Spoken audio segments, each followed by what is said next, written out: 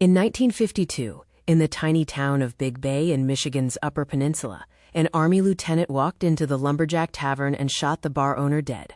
He claimed the man had raped his wife. He did not deny pulling the trigger. The defense lawyer on that case was a local attorney named John D. Voelker. Instead of arguing self-defense, Voelker reached for a rare doctrine: temporary insanity, sometimes called irresistible impulse. His argument was that the shock and rage over his wife's alleged assault left the defendant unable to control his actions.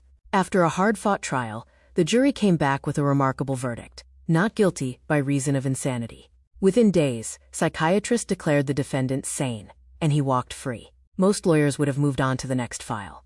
Voelker didn't. He turned the case over in his mind, along with his years as a small-town prosecutor, and decided he wanted to write a criminal trial the way it really was.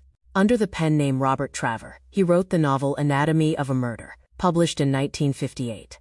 On its face, it follows a UP defense lawyer, Paul Beigler, as he defends a soldier who kills a bar owner accused of raping his wife. But the book is doing more than telling a whodunit. Voelker lets readers sit where lawyers sit. We see voir dire, evidentiary fights, strategy sessions, and the uneasy feeling when a client may not be telling you the whole truth. He refuses to resolve all the doubts. We're never completely sure who is lying, who is manipulating the insanity defense, or whether justice has actually been served.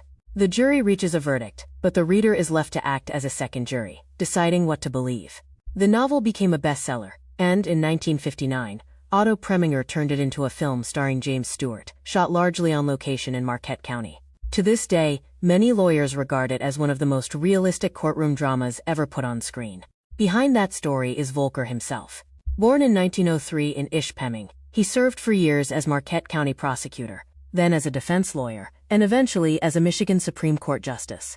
All the while he wrote about law and about his other great love, trout fishing in the UP, under the Traver name. Anatomy of a Murder sits at the crossroads of those lives. It is part legal textbook, part moral puzzle, and part love letter to a specific place and legal culture. For communities like Flint and Genesee County, it raises questions that are still with us. How much should a community's outrage shape a verdict?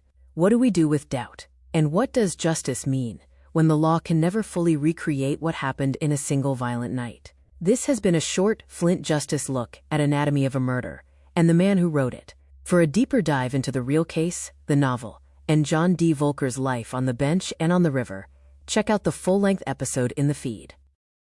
You're listening to the Mitten Channel, Michigan Stories, Michigan Voices.